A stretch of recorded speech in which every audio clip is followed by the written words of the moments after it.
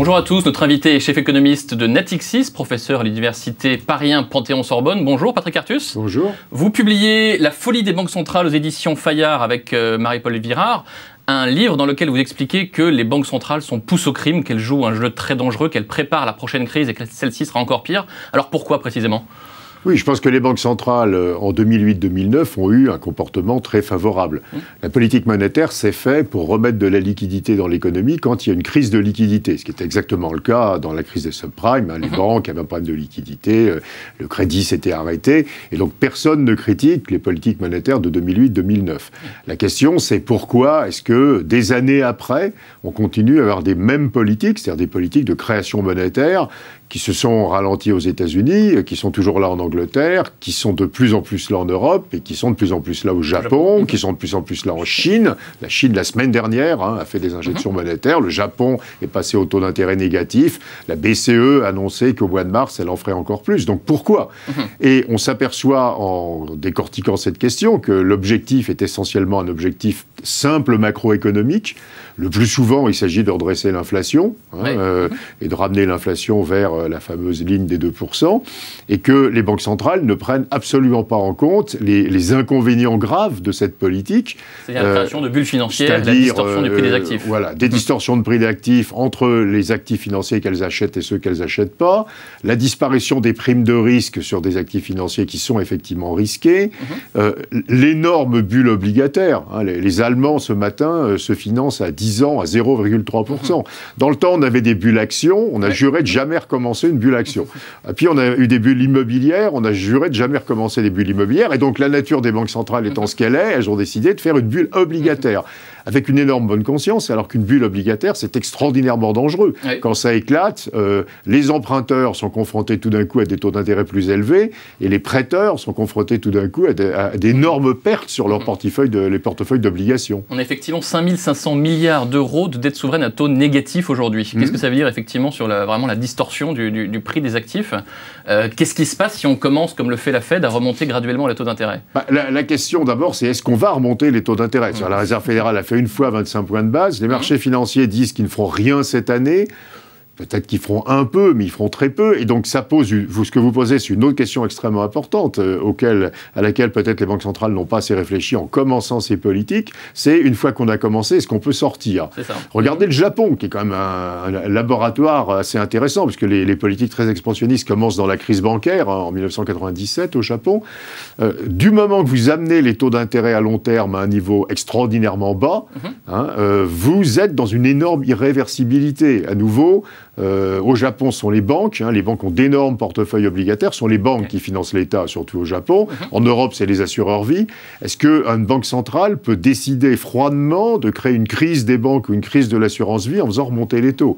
Et donc, votre question, on peut la poser dans le sens en disant, si les taux remontent, on aura vraiment des dégâts. La réponse est oui, mais on peut le poser dans le sens en disant, on ne pourra jamais remonter les taux. Donc, on est jusqu'à la fin des temps bloqué avec ces taux ridicules qui ne correspondent pas du tout à la réalité de l'économie. Alors, la BCE en particulier, Mario Draghi, lors de la dernière réunion, a promis une riposte sans limite. Donc on voit bien qu'on continue la fuite en avant de cette façon d'inonder le marché avec des liquidités. Qu'est-ce qu'il peut faire de plus lors de la prochaine réunion, Mario Draghi, concrètement ? Alors il a une technique qu'il avait déjà utilisée au mois de novembre dernier, qui est d'annoncer beaucoup de choses qu'ensuite il ne peut pas faire. Donc ça ajoute, si vous voulez, à mes critiques, puisque non seulement ils en font trop, et le problème de l'Europe, ce sont des problèmes structurels qu'on connaît bien. C'est la faiblesse des gains de productivité, c'est des problèmes de réformes qui n'ont pas été faites dans beaucoup de pays, en particulier en France. C'est la dépendance de l'Allemagne par rapport à l'économie mondiale, alors que l'économie mondiale est en difficulté. La monnaie ne peut pas faire grand-chose à tout ça. C'est pas, si on a une fiscalité des entreprises déraisonnable en France, c'est pas en créant de la monnaie que vous allez le corriger. Le problème du Japon, c'est que les salaires baissent depuis 20 ans. C'est pas en créant de la monnaie que vous allez le corriger. Donc il reste dans cette lignée qui est les réformes structurelles ne se faisant pas, je remets de la monnaie, ce qui est déjà ridicule en soi.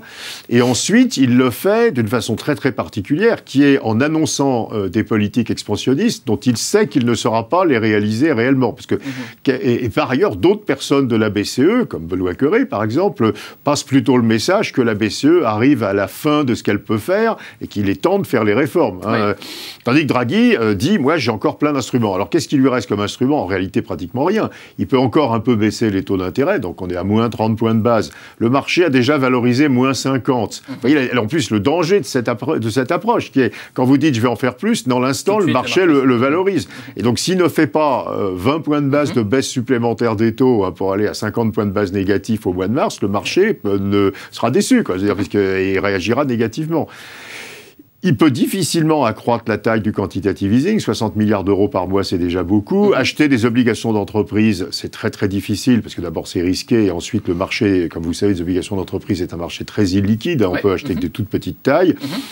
Et voilà. Et puis, il peut prolonger le quantitative easing dans le temps. Ça coûte rien, ce qu'il a déjà fait. Donc, il peut dire, je remets encore 6 mois à la fin, ce qui n'est pas très compliqué à dire et ne change pas grand-chose. Mais en réalité, il est très près du bout.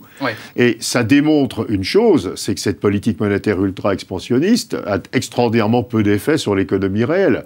Même si elle a déprécié l'euro, mais même la dépréciation de l'euro, quand on regarde les chiffres, a en fait extrêmement peu soutenu l'économie réelle.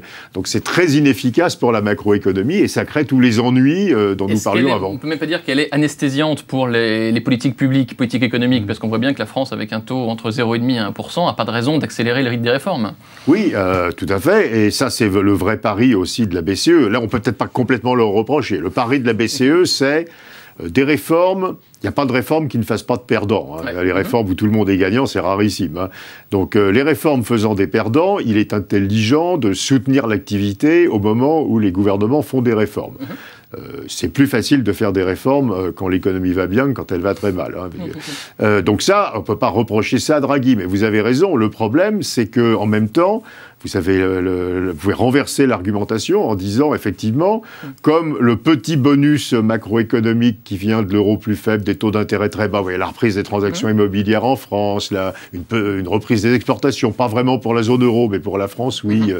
Comme ceci, et puis la baisse de la charge d'intérêt pour l'État en particulier, ceci, au contraire, peut casser l'incitation à faire des réformes.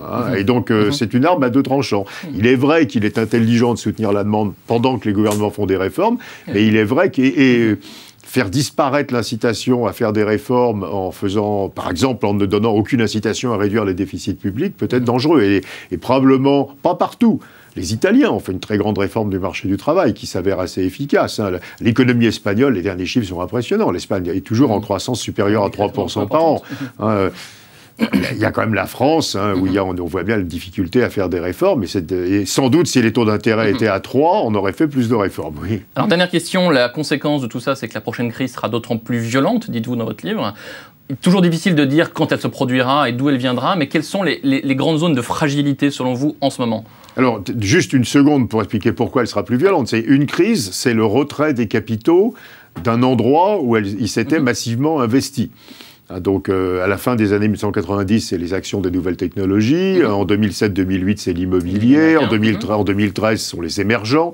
Et plus les banques centrales créent de monnaie, plus la masse des capitaux qui circulent est grande, puisqu'on investit la monnaie que donnent les banques centrales, donc on peut désinvestir cette monnaie. Donc plus il y a de politiques d'expansion monétaire, plus les crises sont graves. Ça, c'est clair et visible. Après, une crise, c'est pas simplement la monnaie. La monnaie, c'est un facteur facilitant et aggravant. Il faut un déclic qui fabrique la crise. C'est quand on prend trop d'effets de levier, trop de risques sur... Alors ça peut être... Alors dans le passé, c'était la remontée des taux d'intérêt, qui était liée en général à l'inflation. Aujourd'hui, on voit pas l'inflation, les salaires augmentent pas. Ça peut être un défaut important, un pays. Imaginez, alors je dis des choses qui sont sans doute, qui se produiront peut-être pas, mais imaginez que le Brésil soit en cessation de paiement, ça peut être le déclic qui déclenche ça. Imaginez un très grave problème économico-politique en Russie. Imaginez un très grave problème économico-politique en Arabie Saoudite. Enfin, on peut avoir un déclic de type économique et géopolitique. Et ça peut être des choses assez spontanées. En 2007, les Américains décident que les maisons sont trop chères. Il n'y a pas vraiment de déclic à ça. C'est juste, tout d'un coup, quelqu'un se dit, mon Dieu, tout ça va s'effondrer. Et donc, peut-être un jour, quelqu'un dira, mon Dieu, c'est pas bien raisonnable que l'État français se finance à 60 points de base. Mais on aura cette crise. On aura cette crise. Et elle sera extraordinairement violente, puisque la masse de monnaie qui pourra bouger au moment de cette crise sera encore plus importante qu'en 2008. Merci beaucoup, Patrick Artus. Merci. Bonne journée. Merci.